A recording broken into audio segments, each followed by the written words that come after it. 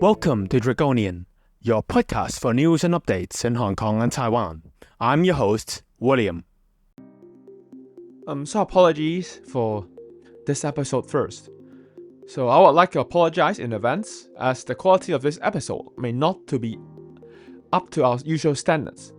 I was recently tested positive for COVID-19 last week, and while I am doing well and recovering, my symptoms had impacted my ability to host this episode and the voice as well, to the best of my abilities. I appreciate your understanding and patience during this time, and I assure that we will be back to our regular high-quality programming as soon as possible as I recover. Thanks for your continued support. Hi everyone, welcome to the episode 27 of the Dragonian podcast. This is your host, William. This week's episode will be about how news, topics, and discussions around Hong Kong and Taiwan have been in an enduring echo circle. From the Article 23 in Hong Kong to meat additives in Taiwan, this week's political and social developments are just something not only expected, but is as repetitive as previous again. If you would like to learn more about what is happening in these two regions, please subscribe to our podcast, whether you are listening from a favorite podcast app or directly from YouTube. Thanks for your continued support. So now, let's get into news and events that happen in Hong Kong first. Firstly, this is about the Article 23, as the government finally announced that they are doing their consultation on pushing the agenda of fulfilling duties as outlined in the Article 23 of the Basic Law. However, unlike the attempt in 2003, this time this is not an open nor an honest discussion, as the government had already implemented the national security law in place to queer any effective opposition. However, under the Article 23's amendments to national security, it included extraterrestrial power by referring to Western laws on sedition, on separation, and on incitement to violence. However, they have been incorrectly citing these Western laws as they try to project an image of authority and try to portray an image that even Western countries are using them. In fact, those laws are not used effectively or in reality, and there are even discussions in those Western countries where these laws were referred to abolish these laws at all. However, by using these examples or by using Western examples, this has actually created a base to queer out anything that says that the new amendments will not follow so-called international standards. At the same time, it has also effectively created a base to queer out any possible dissidents, whether or not it should be deemed constructive. As interviewed, as Chris Tang, the Security Bureau Chief, interviewed last week, saying that even positive or even constructive criticism that is based on real information and events that happened in reality, that may even constitute any violation of laws that are amended under Article 23.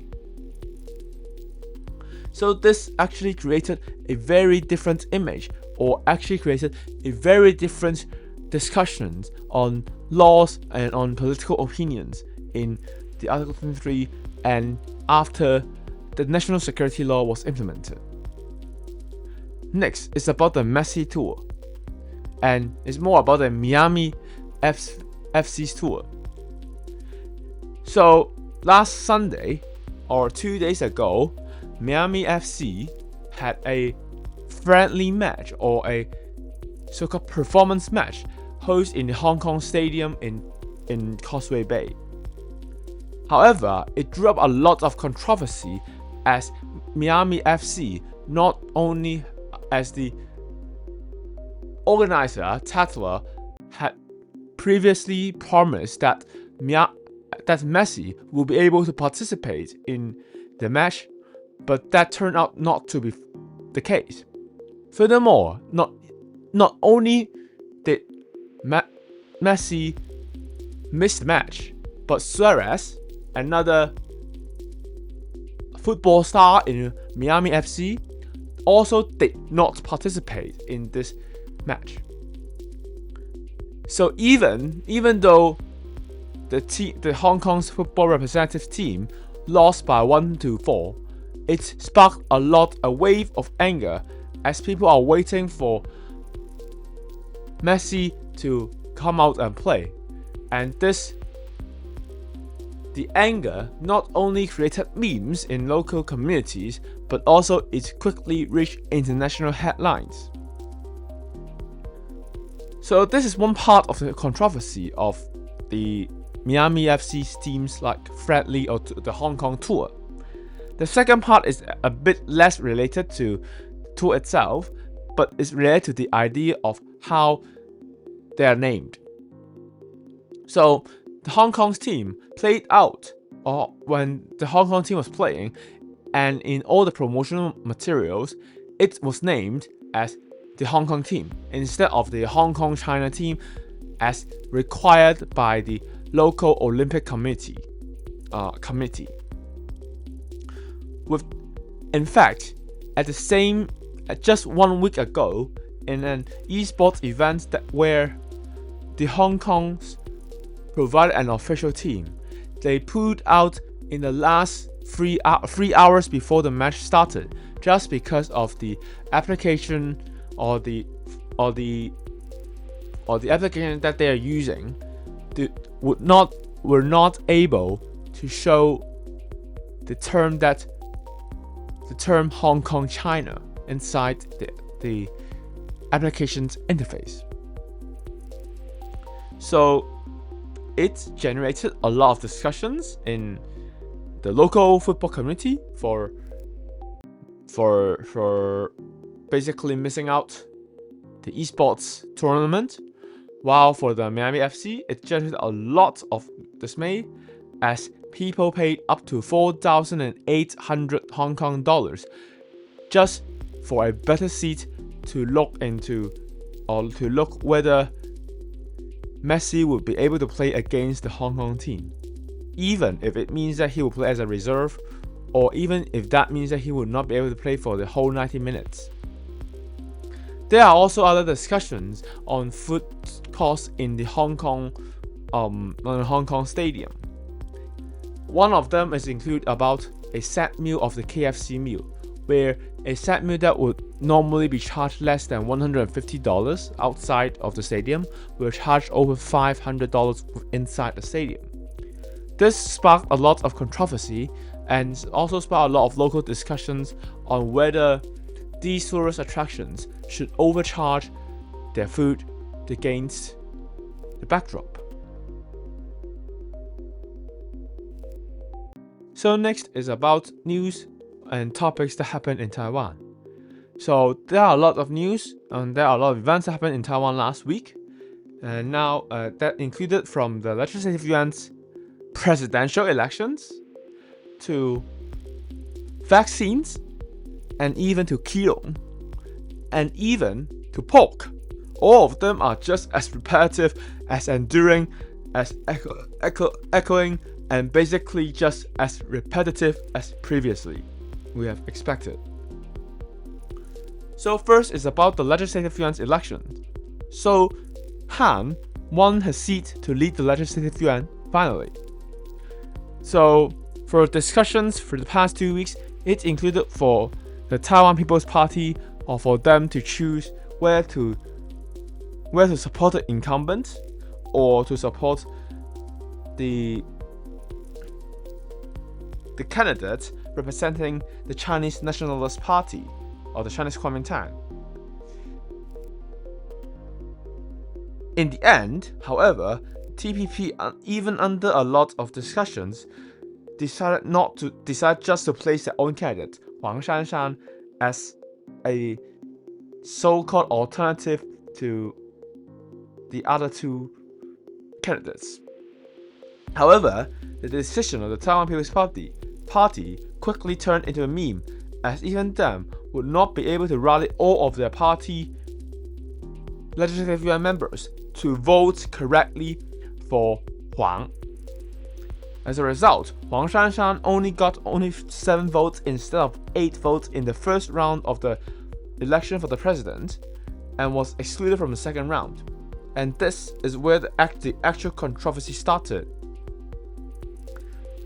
The Taiwan's People's Party's legislative yuan caucus directly pulled out from the race and basically pulled out and dodged their responsibility of voting in the second round, which effectively turned hand to win the presidential elections. The presidency or the election for the president of the legislative yuan. This in fact sparked controversy, as this is the first time parties and legislators have deliberately chosen not to vote for or not to exercise their constitutional power, right, and responsibility in selecting their president. Huang Shanshan and Huang Huachang, the leader of the caucus of the Taiwan People's Party, just basically accused the Democratic Progressive Party of not supporting the candidates, while basically in this case, where the main responsibility was from those who did not vote from the second election or the second part of the election, while at the same time not publicly supporting Han, or so-called covertly supporting Han. And in memes, memes again, were even shown outside, even shown by netizens, by saying how the Taiwan People's Party requested people to vote for them, but dodged their responsibility of voting in elections. It is just an enduring echoes on how the Taiwan People's Party or other conventional so-called alternative parties are exercising the power or are just literally trolling just to exercise their own power or just to play hands and to play on cards. So next is about the Medigen. So Medigen's COVID-19 vaccine was proven to be medically effective as competitors. Just a year after the firm was forced to shut down its COVID vaccine production line due to attacks from the from the Chinese Kuomintang or the then opposition parties. The March issue of Emerging Infectious Diseases, a monthly peer-reviewed journal from the U.S. Center of Disease Control and Prevention, will feature a research paper by Taiwan's own CDC that showed protection of the Medigen vaccine is at the same level and in some cases exceeds other foreign vaccines that is provided in the island. In fact, the paper or the research itself was already presented last February already in the 30th Conference on Retroviruses and Opportunistic Infections in Seattle. In it not only confirmed that Medigen's COVID vaccine had the same protection level as other COVID vaccines that were available in Taiwan, but also fiercely refuted the idea that these vaccines were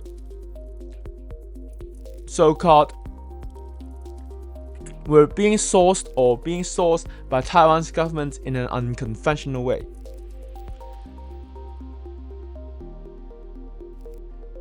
At the same time, it's also basically a direct slap in the face of the Chinese Kuomintang's attempt, albeit half success, in destroying Taiwan's own biomedical industry.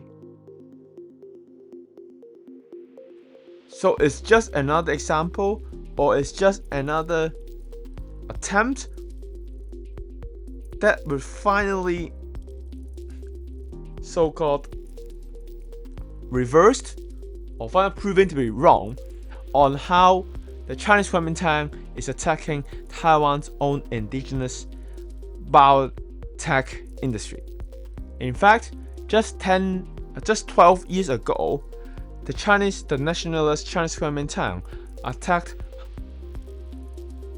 another Taiwanese biomedical company, where basically attacked them of deliberate corruption or in a corruption scandal where the then presidential candidate Yuan in 2012 were a supporter of. So basically, as the election ended and as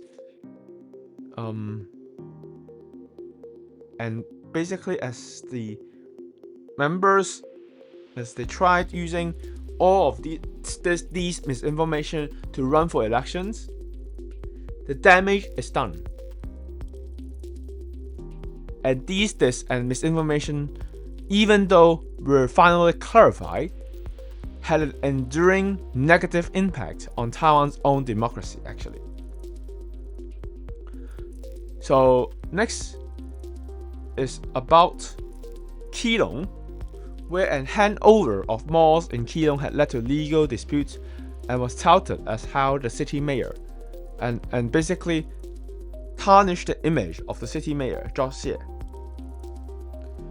So the mall itself was built by Net, a local fashion apparel company in Taiwan.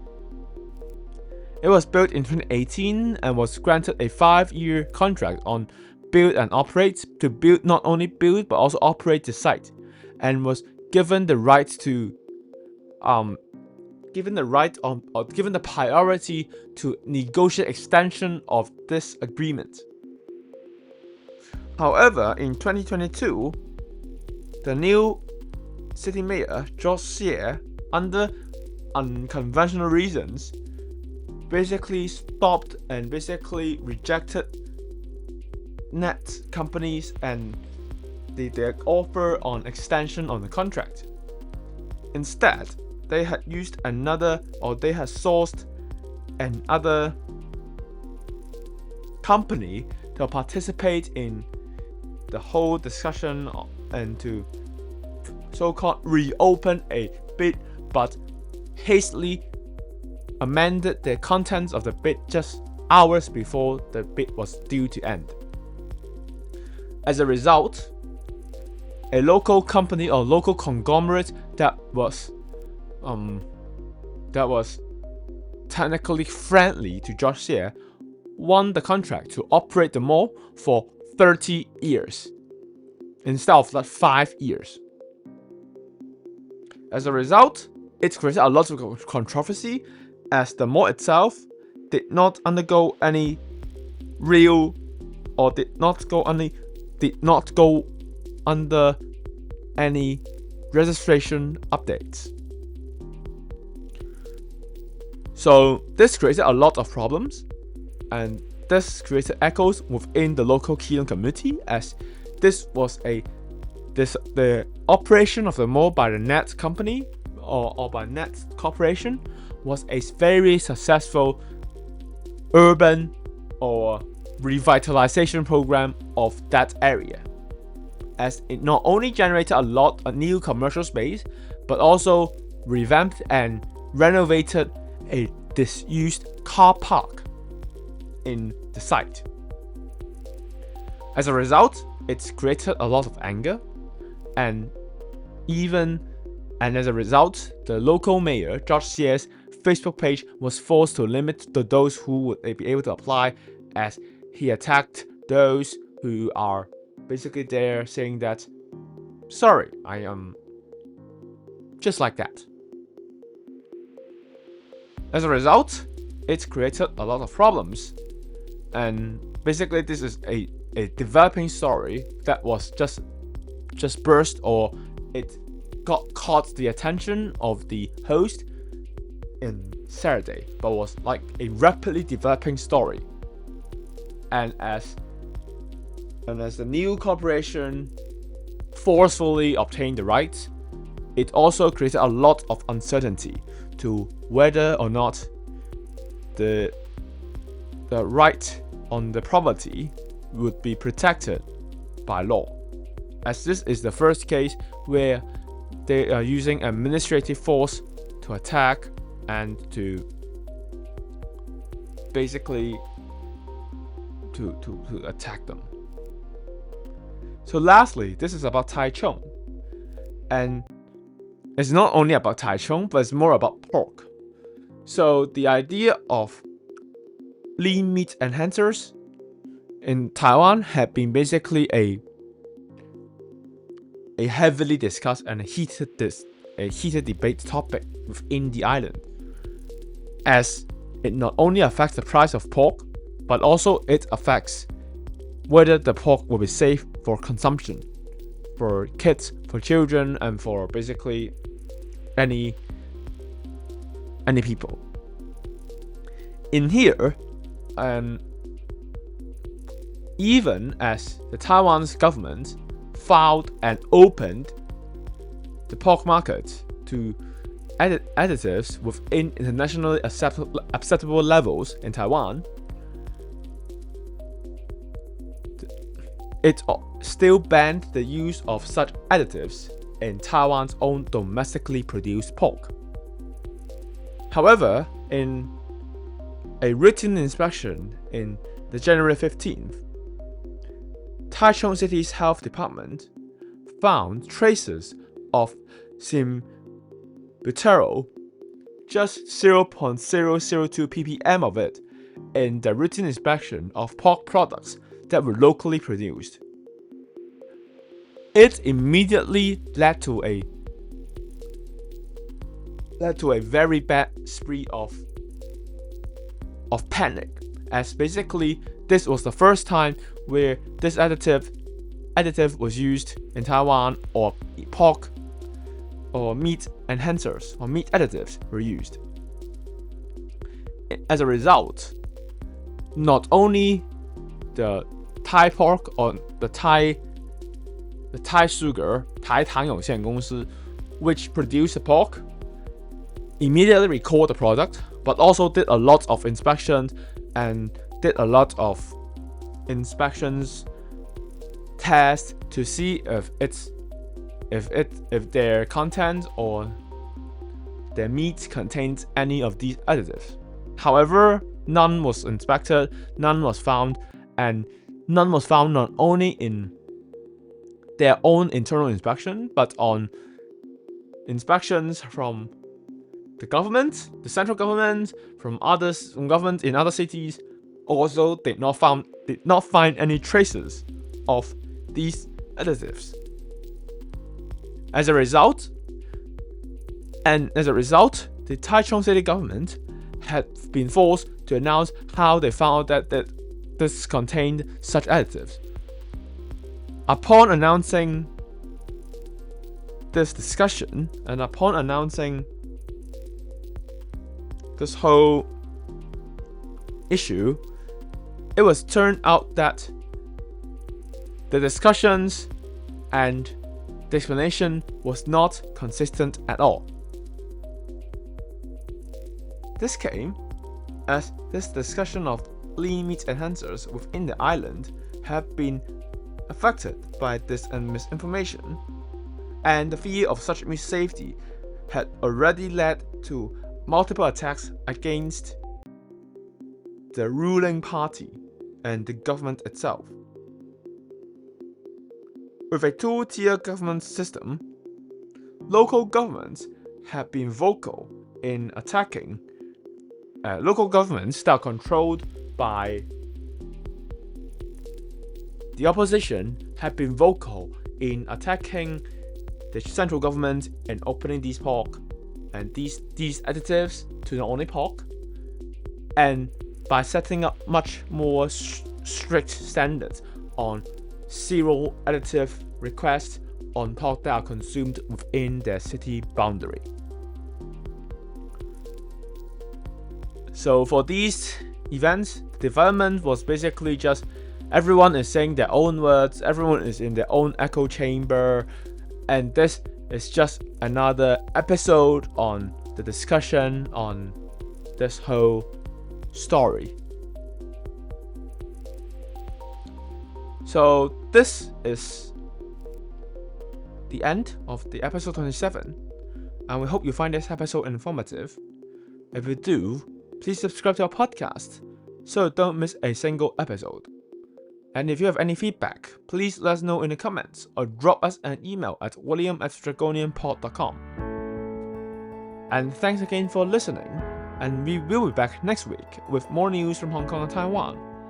Have a safe and prosperous week ahead. Goodbye.